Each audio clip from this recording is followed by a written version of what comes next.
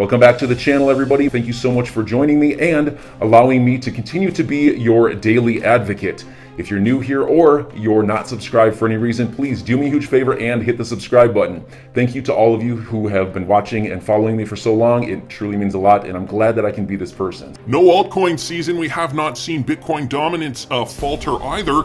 So this is just more of the same, more trending for the entire cryptocurrency space. At least that's what I'm gleaning from the information on the charts. Also notice this, guys, from Byzantine General. Notice something interesting.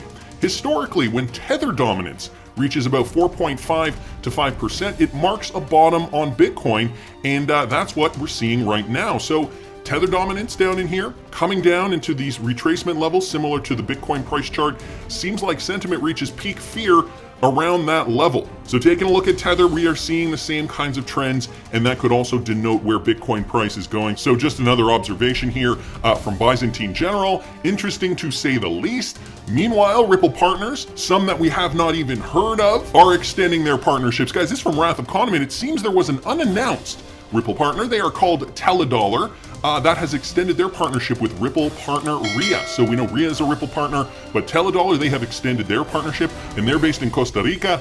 They are also connected to Ripple users Neum and Thunes.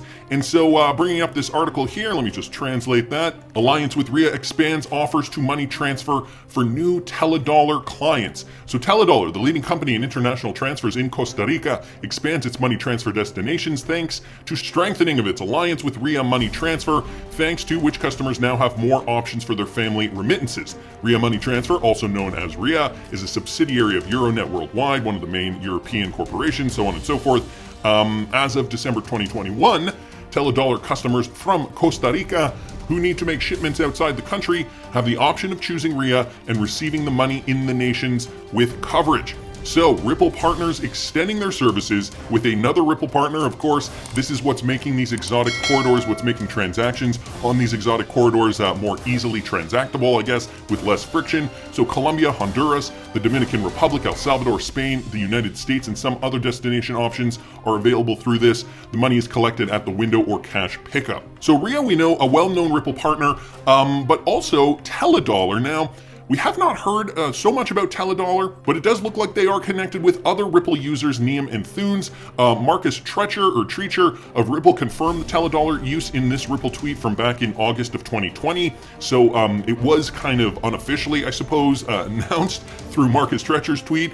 However, we have not heard a lot about Teledollar, but there is some evidence here online that Teledollar and Neum did partner up. So some interesting connections there. Now we're seeing them partner with another Ripple partner, RIA, to expand their customer user base all throughout the Latin American region. So great news here. Wanted to thank the Wrath of Kahneman for posting that. I also saw this guy's online from Worldline. Now they are also a Ripple partner. They reached a multi-billion-dollar deal for terminals business, and that deal was worth up to 2.3 billion with a B billion euros. The agreement comprises a 1.7 billion euro upfront consideration, as well as a preferred shares that could reach up to 0.9 billion in value depending on future results. A sale of the business has been in the works since Worldline's takeover of Ingenico in 2020. Gilles Grapinet, CEO of Worldline, he said this, and this is the quote: "This announcement is a major milestone in the execution of Worldline's strategy after the acquisition of Ingenico, with numerous new acquisitions in 2021 in Greece, Italy, and Sweden, strengthening its leadership position in payment services. This contemplation transaction, while being fundamentally triggered by the best interest of TSS, will also simplify our group structure, further increase our focus on our core activities, and massively deleverage our balance sheet, allowing the acceleration." So we are seeing Worldline sell its terminal solutions to a company called Apollo Funds, and that is resulting in a huge deal. Worldline shares were up 3.5% on the news. JP Morgan said the deal represented a higher than expected value for TSS. So Worldline, Ripple partner, also making some moves. So that's some interesting news. Now guys, sociopolitically, we are also seeing a lot going on around the world. This is from Max Kaiser. Who are you more worried about? Now, he put up this poll. There is 14 hours left on this poll, and the options were Russia, Canada, or other, and leave a comment there. But it does look like more than 2/3, or roughly about 2/3 of the people responding to this poll are actually worried about what's happening in Canada. over the Russia-Ukraine conflict. Now, I know, the people in the cryptocurrency community are fairly savvy. They understand diversion techniques, and, Russia is the big news. We're not really seeing too much on mainstream media about the Canada situation, considering this just happened last night. Basically, all the Conservative members of Parliament voted nay to the tyrant Justin Trudeau's Emergency Act. They banded with the Bloc Québécois, and they voted nay. However, it was passed because the NDP, the Liberals, they voted yay. So there is, despite the fact that the protests in Ottawa have been disbanded, they voted to nevertheless enact the Emergencies Act. Now, this is usually reserved for wars, World War I, World War II. Those are two notable times that this was enacted. Yet Justin Trudeau, the tyrant, decides to put this act in place just in case. So this is getting a lot of people wondering, considering we also heard this. So this is directly regarding cryptocurrency warnings from CEOs Brian Armstrong and Kraken CEO Jesse Powell with regards to Canadians and their cryptocurrency. I told you guys a little bit about what Jesse Powell had said in a former video. But here's what's happening now. Ontario Securities Commission reports crypto custody tweets from Coinbase and Kraken CEOs. They have now reported those tweets, guys, made by the CEOs of Coinbase and Kraken to law enforcement agencies, according to media reports. Coinbase CEO Brian Armstrong and Kraken CEO Jesse Powell made tweets related to the financial surveillance measures imposed upon the recent Emergency Act. The OSC, which is the Ontario Securities Commission's decision to report on those tweets, stemmed from its belief that the two individuals seemingly offered advice on how to evade the restrictions on funding. Armstrong referred to the developments in Canada and said that self-custodial wallets are important, while Powell recommended moving assets to non-custodial wallets. And so, guys, I am of the same opinion. I do have an affiliate link for that Ledger Nano in the description if you are still wondering about that. Cold wallet storage, nobody has access to your cryptocurrency. So I've been doing my part. I've been saying that since the beginning, since 2018 when I started this channel. But now the Canadian government looking into Jesse Powell and Brian Armstrong respectively because of tweets that essentially stated a similar message. Is this concerning to you guys? Especially if you live in the United States. I know I get a lot of American viewers on this channel. If you live in the US, if you are an American citizen, your neighbor to the north is essentially ushering in communism. How do you feel about that? Write to your congressperson today. Okay, so the Canadian government said that, under this act, they are saying that, some of these funds that are going to an illegal protest would fall under terrorism funding or be classified as that.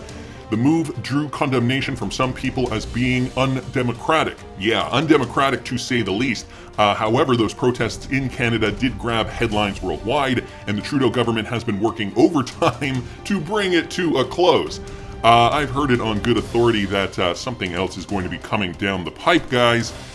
And I don't know if Mr. Poole has maybe heard the same thing. Now here's a tweet from Red Colley, and he's saying to beware of the 23rd of February, which is tomorrow, because of what could potentially happen today. Today, guys, is February the 22nd, 2022. So 22222. Cryptic messages from both Mr. Poole and Loop. What could it be? Now we have these tweets tweeted out early last year. A black swan. Here we have another one just from October 30th of 2021. Another black swan. Also this from the 27th of January of 2021. So could a black swan event be looming at this point? Operation London Bridge, along with Biden's executive order as well. Let's think about that. What else is happening at this moment in time? So just to reiterate, this Emergencies Act, this was just passed last night, February the 21st. Perhaps getting us ready for today, February 22nd, 2022. Then with regards to Biden signing an executive order. Biden signs order targeting economic activity with Ukraine rebel regions. So he signed an executive order to prohibit trade and investment between U.S. individuals and the two breakaway regions of eastern Ukraine recognized as independent by Russia on Monday, the White House said. Included is the prohibition of new investment by an American wherever located, and the importation into the United States, directly or indirectly, of any goods, services, or technology from the covered regions. And so, if you guys don't know what this is about, here's a clip of Vladimir Putin explaining it to us. In this regard, I deem it necessary to make a decision that should have been made long time ago to immediately recognize the independence and sovereignty of Donetsk People's Republic and Lugansk People's Republic. So I gotta be honest, I had not heard of those republics, but I just saw this from Bloomberg. So just in US and European governments threaten new sanctions after Vladimir Putin recognizes two self-proclaimed separatist republics in eastern Ukraine. And those are the Donetsk and Luhansk. So these are the two self-proclaimed separatist republics in eastern Ukraine, and he ordered troops to send them in the latest escalation of Moscow's standoff with the West. Russia gave no details on how many peacekeeping troops might go into the breakaway regions of those two jurisdictions, or when, as the US and its allies continue to warn Moscow, could soon start a full-scale invasion. Russia denies it plans any invasion of its neighbors. Treaties Putin signed with separatist leaders Monday allow Russia to deploy forces and build military bases on their territory. So there was this proclamation by Vladimir Putin. Guy Freeze here saying, wow, this sure throws a wrench in the deep state's plans big time. And guys, this all happening within a relatively short period of time. February 21st, 2022, the Canadian Emergencies Act also happened at about 8 p.m. last night on February 21st, 2022. And so, which one are you more worried about? Is one a diversion from the other? Is there a black swan event that will follow? And is there a significance with 02/22/2022? So here is just another article from the New York Post.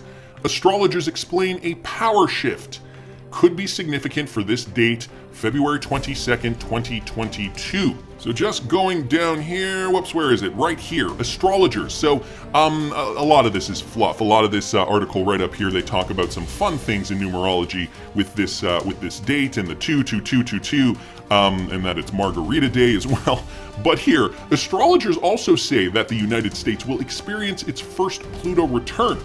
And if you guys don't know what that is, in this case, the first time the planet, which is associated with transformation and power, will come back to the position it was when the Declaration of Independence was signed and ratified on July 4th, 1776. As a result, they predict radical power shifts, bringing us back to what Putin is saying, the executive order, what is happening in Canada, who are you most worried about, and is there going to be a black swan event that could be right around the corner? So according to horoscope.com writer Shireen Campbell, Pluto returns in France and Russia marked the deaths of Napoleon and Stalin. Spanish dictator Francisco Franco relinquished power during Spain's last Pluto return. Some even argue that the UK's last Pluto return coincides with their unofficial fall from world leader status. Historically, this time is marked with a lot of change, and most believe that for the US, that will be no different. For the US, perhaps for Russia, and what about Canada's Prime Minister, Justin Trudeau? All things that make me go, And I don't doubt that this could be punctuated by an ushering in of the new financial system. Some argue that this was the plan the entire time, having XRP as that backbone to make the new financial system more efficient. So enjoy your day, everybody. I'm always here for you. Leave any comments or questions below, and be sure to subscribe. But thanks, everybody. I really appreciate you. Enjoy your day, and I always have your back. So thanks so much, everybody.